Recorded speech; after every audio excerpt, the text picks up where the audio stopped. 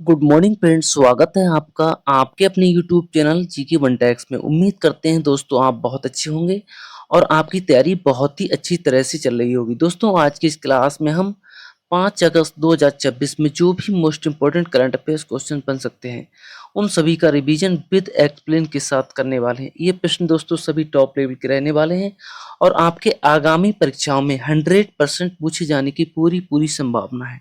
तो दोस्तों बिना समय गवाए क्लास को स्टार्ट करते हैं। पहला सवाल है आपकी स्क्रीन पर। हाल ही में 6 वर्ष बाद भारत चीन सीमा व्यापार किस दर्रे से पुनः शुरू हुआ है? तो दोस्तों यहाँ पर आपका सही जवाब हो जाएगा ऑप्शन सी, सिप किला दर्रे से। ध्यान रखेंगे, हाल ही में 6 वर्ष बाद भारत चीन सीमा व्यापार सिपकिला दर्रे से पुनः शुरू हुआ है। भारत और चीन के बीच हिमाचल प्रदेश के किन्नौर जिले स्थित सिपकिला दर्रे से लगभग 6 वर्ष बाद सीमा व्यापार फिर से शुरू हुआ। राज्य का ध्यान रखेंगे दोस्तों, हिमाचल प्रदेश, जिला किन्नौर। यह दर्रा भारत चीन सीमा पर स्थित है। अगला है, जनगणना 2027 के लिए सेल्फ इनुमरेशन स्वयं जनगणना चरण कब शुरू हुआ है? तो दोस्तों ये शुरू हुआ है 2 अगस्त 2026 को। ध्यान रखेंगे, जनगणना 2027 के लिए सेल्फ इनुमरेशन चरण 2 अगस्त 2026 से शुरू किया गया है, जिसमें नागरिक स्वयं ऑनलाइन जानकारी दर्ज कर सकेंगे। प्रत्येक परिवार को 11 अंकों का आईडी मिलेगा। यह भारत की पहली डिजिटल जनगणना है। अगला है, हाल ही में geological survey of India GSI की पहली महिला महानिदेशक कौन बनी है? तो दोस्तों ये बनी है वर्षा अशोक अगलावे। ध्यान रखेंगे आप, वर्षा अशोक अगलावे को geological survey of India GSI की पहली महानिदेशक नियुक्त किया गया है। स्थापना दोस्तों इसकी 1851 में हुई थी। मुख्यालय इसका कोलकाता में है। मंत्रालय खान मंत्रालय, ये आप ध्यान रखेंगे। अगला है, हाल ही में राष्ट्रमंडल खेलों में डेकाथलॉन में पदक जीतने वाले पहले भारतीय कौन बने हैं? Question number 4। दोस्तों यहाँ पर आपका सही जवाब हो जाएगा ऑप्शन बी, तेजस्विन शंकर। ध्यान रखेंगे, तेजस्विन शंकर राष्ट्रमंडल खेलों में डेकाथलॉन में पदक जीतने वाले पहले भारतीय बने हैं। खेल एथलेटिक्स डेकाथलॉन 10 अलग अलग स्पर्धाओं में का संयुक्त आयोजन होता है। अगला है, हाल ही में किस देश के साथ UPI cross border payment corridor शुरू किया गया? Question number 5। तो दोस्तों यहां पर आपका सही जवाब हो जाएगा ऑप्शन सी, मालदीव देश के साथ। भारत और मालदीव के बीच UPI cross border payment corridor शुरू किया गया। माध्यम यूपीआई रहा। इसका उद्देश्य डिजिटल भुगतान को तेज, सुरक्षित और आसान बनाना है।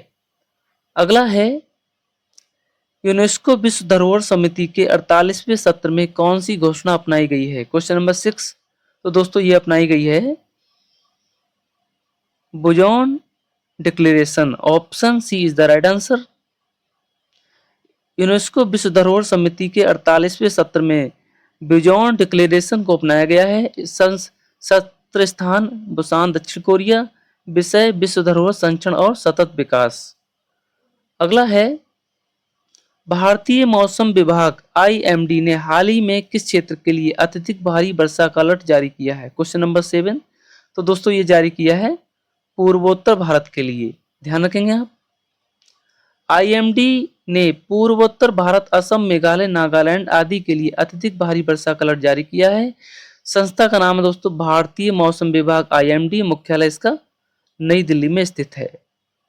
अगला है, हाल ही में भारत सरकार ने किस देश की पूर्व प्रधानमंत्री के प्रस्तावित वर्चुअल संबोधन में अपनी भूमिका से इनकार किया? Question number 8। तो दोस्तों यहां पर आपका राइट आंसर हो जाएगा ऑप्शन डी, बांग्लादेश। भारत सरकार ने स्पष्ट किया कि बांग्लादेश की पूर्व प्रधानमंत्री के प्रस्तावित वर्चुअल संबोधन में उनकी भूमिका नहीं है। संबंधित देश का नाम है बांग्लादेश। मामला वर्चुअल संबोधन को लेकर। अगला है, संसद का मानसून सत्र 2026 कब तक निर्धारित है? Question number 9। तो दोस्तों ये निर्धारित है आपका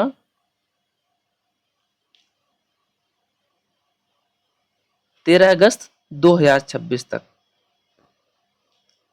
संसद का मानसून सत्र 20 जुलाई 2026 को शुरू होगा, 13 अगस्त 2026 तक चलेगा। प्रारंभ 20 जुलाई 2026 और समापन इसका 13 अगस्त 2026 को होगा।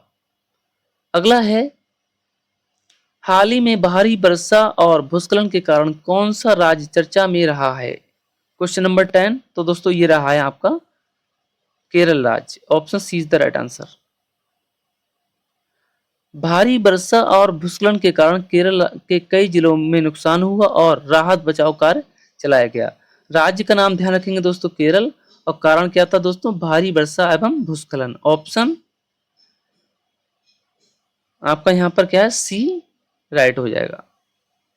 अगला सवाल है, हाल ही में भारत और किस देश के बीच समुद्री सहयोग समझौता MSA पर हस्ताक्षर हुए हैं? Question number 11।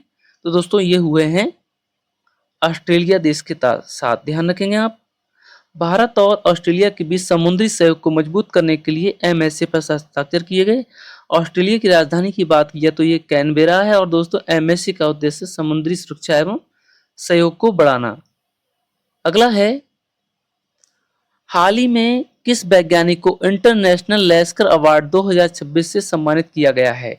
तो दोस्तों ये सम्मानित किया गया है डॉक्टर एस स्वामीनाथन को। Option B is the right answer. ISRO के पूर्व अध्यक्ष डॉक्टर एस सोमनाथ को अंतरिक्ष विज्ञान में योगदान के लिए यह प्रतिष्ठित पुरस्कार मिला। लश्कर अवार्ड अंतरिक्ष विज्ञान का सम्मान, डॉक्टर सोमनाथ पूर्व अध्यक्ष इसरो। ये ध्यान रखेंगे। अगला है,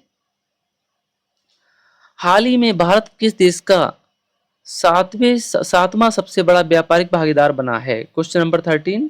तो दोस्तों ये बना है किसका? यूके अर्थात ब्रिटेन का। भारत ने यूके के साथ बढ़ते व्यापार के चलते उसे सातवां बड़ा सबसे व्यापारिक भागीदार बना दिया है।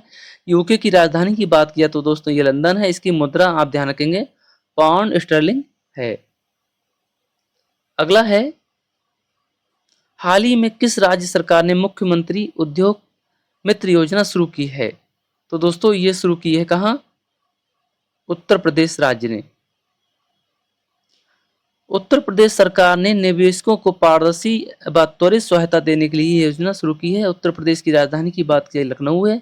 मुख्यमंत्री वर्तमान में कौन है? योगी आदित्यनाथ जी है। अगला है,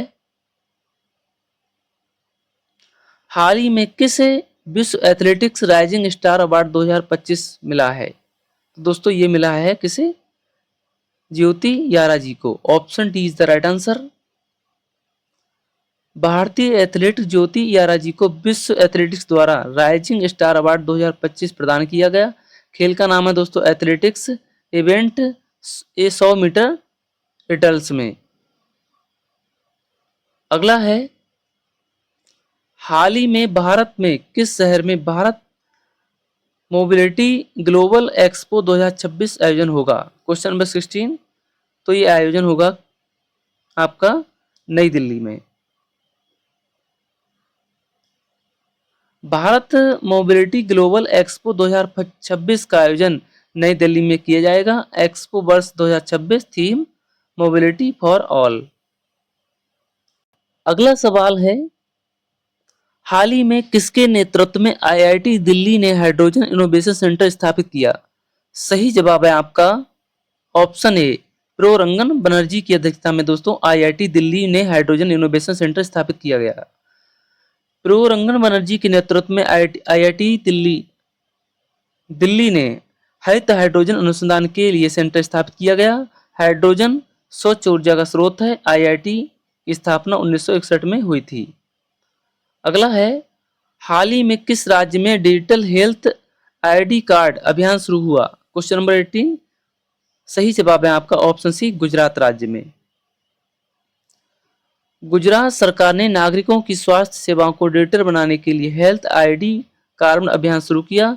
गुजरात की राजधानी गांधीनगर, मुख्यमंत्री हैं भूपेंद्र पटेल। ये ध्यान रखेंगे आप। अगला है, हाल ही में किस भारतीय बैंक ने UAE के साथ AI आधारित बैंकिंग सहयोग शुरू किया? Question number 19। राइट होगा आंसर आपका ऑप्शन सी, SBI बैंक ने।